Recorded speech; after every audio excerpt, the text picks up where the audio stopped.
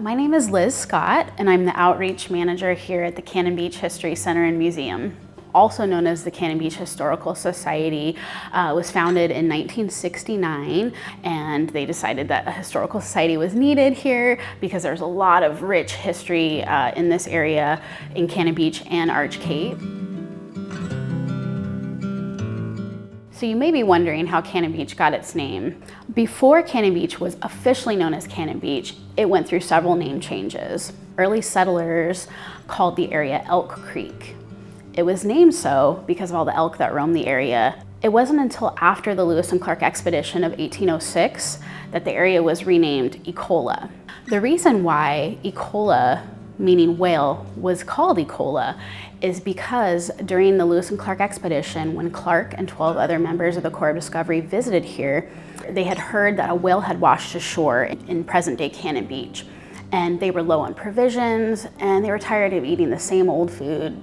They decided to come here by canoe, and when they got here, the whale was nothing but a skeleton. But they were able to barter with the natives that were here, and they were able to get 300 gallons of whale oil and blubber to use for their food supply. When Clark was here, he ended up kind of naming the area, but it wasn't officially called Ecola until many, many years later. Residents petitioned to change the name to Cannon Beach because there's another town in the Willamette Valley in Oregon named Eola. People were getting their mail mixed up.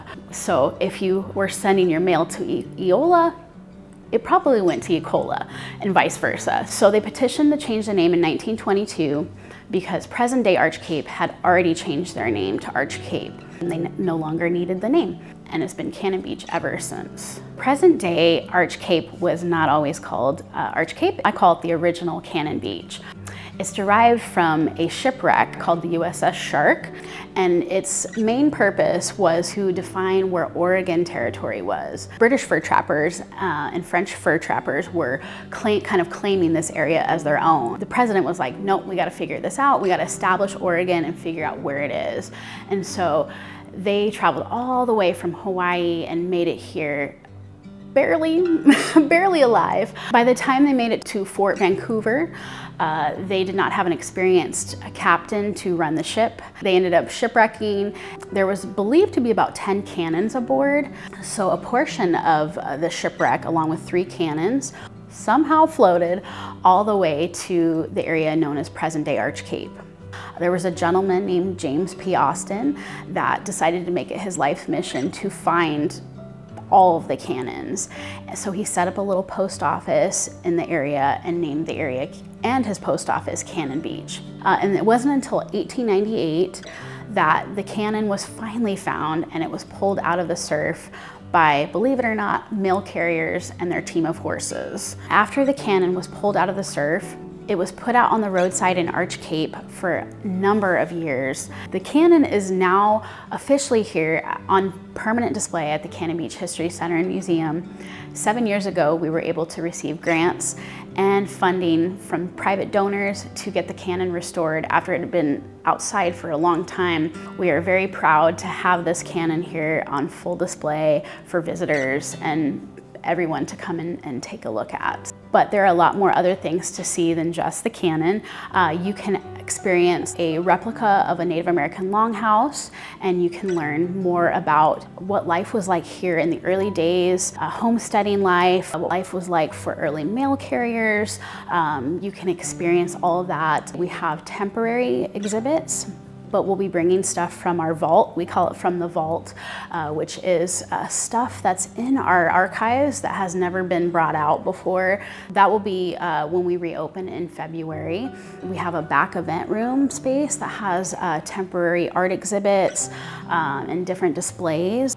And then in the off season, we do have a free community lecture series that we offer. And we have all different kinds of speakers from anthropologists, archaeologists, historians, authors. It's really fun, and you can learn more about that on our website. We are a free museum, so our hope and goal is to continue to remain a free museum for all financial backgrounds. When you join as a member, there are several things that you get that are really cool perks. One of them being that you get discounts to our gift shop, discounts to our events, such as our home tour that we do in September. You also get a newsletter that we send out once a month that has expanded history that no one else will get. And one of the best perks is our reciprocal admission program.